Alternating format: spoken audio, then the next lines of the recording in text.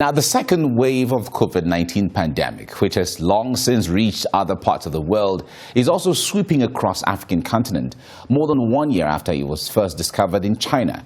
From South Africa to Nigeria, Rwanda and the Democratic Republic of Congo, the number of new coronavirus infections is on the rise. The continent has recorded more than 2.5 million cases since the pandemic began, with about 59,700 deaths.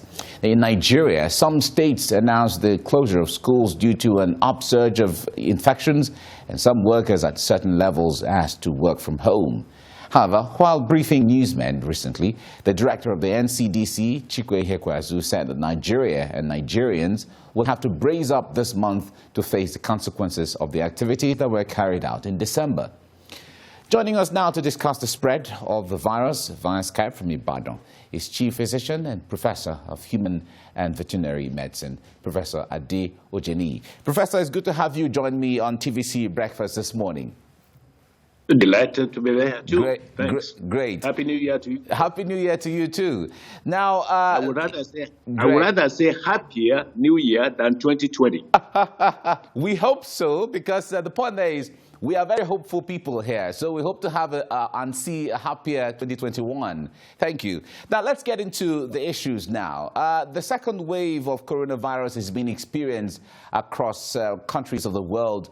And besides that, there are second variants or different variants as recorded in the UK, South Africa, and a few other countries. Now, from your perspective, what is really responsible for this new wave, the increase in numbers, and even the second variants that we're seeing? Well, it's a very complex issue, and I believe that our people seem to have lowered their guards. It's like when there was a reduction in infection rate, perhaps many people thought, oh, well, it's all over now, so let's just live as normal. But that is far from the case, because it's a relatively new virus, although it's one of the coronaviruses. But even then, we still have to be on our guard.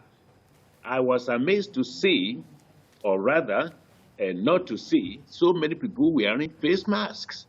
It's of extreme importance.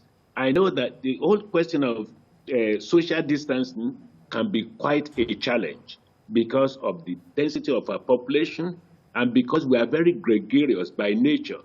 You know, social distancing is a real challenge. And that there is a new wave is not unusual in infectious diseases. I do recall the HIV infections where suddenly there were variations in the different serotypes. Remember that these viruses and other microorganisms also try to survive. So they change their tactics, they change their composition of their surfaces in order to survive. And we have to adjust our own behavior and take our measures to combat these tic-tac, forth and back tactics that the viruses themselves use. So we can't let down our guard at all. Okay. Now, Professor, share with us some of your... I know that engaging with people over the last 1.5 years, specific or 1 year of COVID-19, you would have heard a lot of things. The ones people say here and there when it comes to the myths and some of the even conspiracy theories that people... Can you share with us personally what you have heard, some of the myths that you hear, now you're home, and how the health community or medical community is trying to tackle this? I think what we should do is tell people that it's not a hoax and it's not a myth at all. It is real. All they need to do is visit hospitals or send representatives to visit hospitals and see real patients, see real deaths, see real symptoms, so they will not be in doubt. Conspiracy, what kind of conspiracy can this be? Is flu a conspiracy? Of course not. Is MERS a conspiracy? Of course not. Is Ebola a conspiracy? Of course not. These microorganisms depend on our own behavior. It is our behaviors that can either encourage or discourage their own propagation. So it is the measures that we take that will determine how far this virus has in its evil agenda. All right. Now, there was the Abuja Declaration where African countries came together to find a way forward in health and agreed that about 15% of their annual budgets will be allocated to health in order to tackle health-related issues on the African continent. Only few of the African countries like Rwanda and a few others have met up that target. Nigeria is still far from it. What's your assessment of this inability to meet the targets that were agreed on by African countries? Well, that is not surprising at all. One thing is declaration, something else is action. I know that our medical experts in this country, I happen to be in the country right now, are doing their absolute best. These are top professionals, right from the Minister of Health to the Director of the Nigerian CDC and all the frontline health providers who are sacrificing everything they have. It is up to the government to ensure that they listen to and follow the directives given by these medical experts. All right. Talking about health workers in the front line, this has been touching stories of what medical workers go through to ensure that, in fact, I like the way they call them in Egypt, white doctors, who have been standing in the front line to ensure that they fight COVID. Talk to us from the perspective of what they see on a daily basis, their experiences, and the way the government is supporting or the lack of it. Well, as I said, those that really can and do take on the fight head on against COVID are the medical personnel, from the doctors to the nurses, radiographers, laboratory technicians, all of them. These are the people who really experience these things. It is extremely heartbreaking to say goodbye to a patient. It is very heartbreaking to see the suffering. These people are in direct contact. They even risk their own lives in order to save ours. And so it is up to the government to make sure that every single word uttered by the medical experts are adhered to and are supported, not 99.9%, but 100% and even more. All right. If we have to really, talking about the issue of tackling COVID-19, what really can one do differently at this time? The Federal Ministry of Health, WHO on one hand, the NCDC, and all of those have expressed their frustration one way or the other, people not adhering to the protocols that are laid down. What else can anyone do at this time? Well, as I said, I think it is important to illustrate graphically the reality of this pandemic. Get a renowned station like yours to go to the sites, to film all these things and see that they are not hoaxes. They are real patients, real super frontline health providers, real diseases, real symptoms, real patients who are suffering, who are dying. And take your camera back to the streets and see how people are behaving without wearing masks, without wearing face shields, and without observing the basic rules of hygiene to keep this virus at bay, with your hand washing, with your sanitization, with your avoidance of touching surfaces where all these viruses can survive, and without your having to get to an infected surface, then back to your eyes, nose, and mouth, and skin. These are the things that should be graphically illustrated so people can see these things, that they really are real. And each individual's behavior is contributory to the survival or to the fight against the virus. If you do one thing, you get a result. You do something else, you get something else result. That, to me, is the crux of the matter. Then, the question of vaccine is probably the most touching of them all. And I know that people are talking about the vaccines that are available in America, those available in Europe, and this and that. But it will present a lot of logistics to get those vaccines delivered. The one that the one in America now, which demands extremely low temperatures, freezing temperatures, that may be quite a challenge to distribute. The one in Oxford, Cambridge, stroke AstraZeneca in Britain, that is more applicable because it's only refrigeration temperatures, 2 to 8 degrees centigrade, that's just fridge temperatures. Those will be much easier to handle and to distribute. All right. You have practiced in Denmark, and you have also seen how things are in Nigeria when it comes to the health sector. Now, if we have to learn from what is going on in Denmark, for instance, based on your experience, what should Nigeria be looking at? I think Nigeria should be looking at tightening up and informing people, and this is where the media are of extreme importance in getting the message across.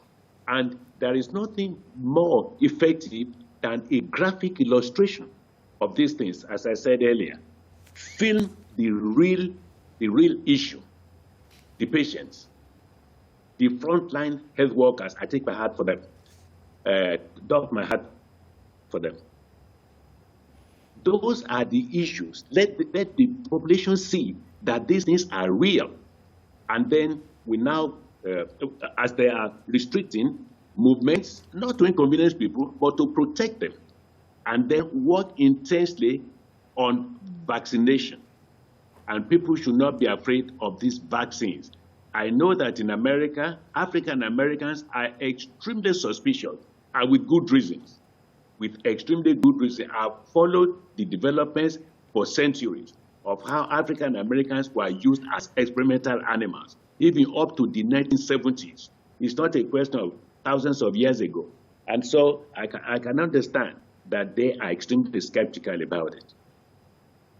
So when it comes to that skepticism, I wonder how this is going to impact the fight against COVID-19, because we're here again with the same kind of rhetoric, with the same kind of theory.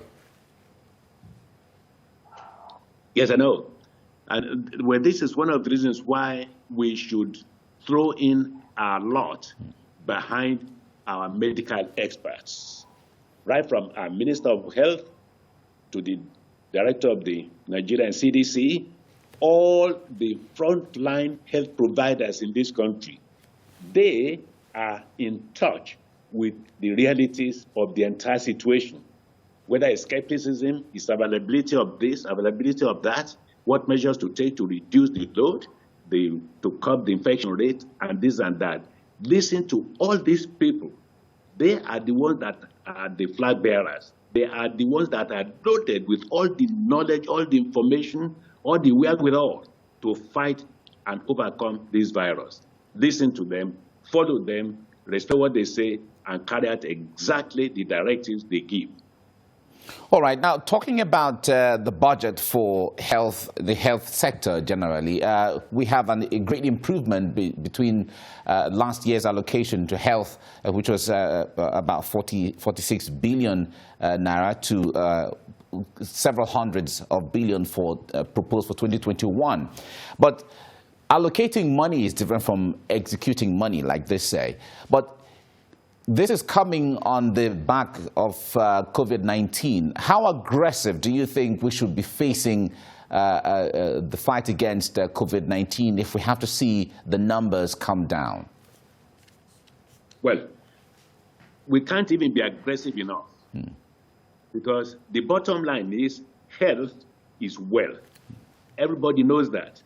No matter what your plans are in life, in society, in government, in private homes, health is the key If you don't have the health, you cannot achieve any damn thing in any field whatsoever. You have to be alive, you have to be safe, you have to be well before you can execute anything at all. So all the resources that are available and are necessary, according to our medical experts, I said earlier, should just be made available. It's priority number one, priority number last.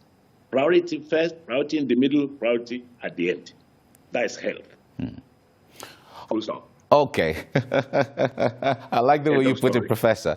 All right. Now, Nigeria has always relied on foreign donor agencies to assist in the fight against some of the killer diseases in the past, like malaria, Lassa fever, tuberculosis, HIV, AIDS, and a whole lot of those. Now we have COVID-19 on our hands, and certainly with the paucity of funds, I wonder how this is going to be complicating for Nigeria to tackle COVID-19 amidst all of these, because malaria is still here with us, tuberculosis is still here with us, Lassa fever is still here with us, HIV, AIDS is still here with us. Well, these are challenges, and each of them deserves what it takes to curb them. The most acute right now is COVID-19, because it's a relatively new virus, one of the coronaviruses, as I said earlier. That is the one that demands immediate attention here and now. The others demand attention as well. They've been with us, so we have an idea what they are like. This one is a novel virus, and so until we've been in contact with each other, the virus and us, we won't be able to know precisely how it's going to behave. Right now, it's an acute battle. It will become a chronic one when we know that virus better and the virus knows us better. Then the real fight of control will then begin in earnest. But for a start, we need acute measures to curb the spread, and then vaccination to prevent the spread. That is the order of things. There must be order. Okay. Now, when it comes to collaboration between African countries and health partners on the continent, what do you assess? What's your assessment of this? Do you see enough collaboration, or there's still need to do more in that regard? Well, I see more collaboration needed. There's need to do more, but it should be done with caution, because the moment commercial interests come in, they will always override public health, no matter where. And remember that those who may come into Africa, what they are looking for is not, oh, look at these Africans, they need this, please have this. No. To them, it's an investment. They want to invest 1 naira, and they want to take 1 million naira out. All right. Now, so how more vulnerable is Africa to COVID-19 as it is right now? Because if we make comparison, you remember in the earlier days of COVID-19, there were projections that Africa was going to suffer more, and that there were even going to be dead bodies on the streets from some of the ways they were quoted.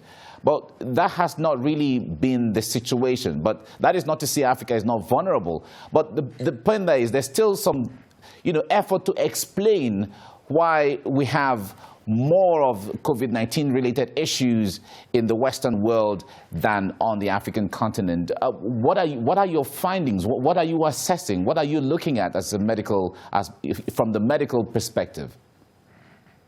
Well, there are many factors here. But certainly, we have been extremely fortunate. If we had had such a terrible wave like they had in Europe or in America, things would have looked very, very different. Different in the sense that it would have devastated the continent completely. So in that regard, I say kudos to us. I say good luck to us. We've been extremely fortunate, and congratulations to us. Explanation for this could be on genetical basis. It might be that our own immune system is better off in combating the disease, or we are able to resist more the aggression of the virus, or the environment encourages the virus more in Europe and America than in Africa. So I don't think I can pinpoint precisely why it has reached such a fulminating level in Europe and the American continent, both North and South America, than in Africa. So we are extremely fortunate, and let's keep it that way. Then listen to our medical experts and do what they say. All right.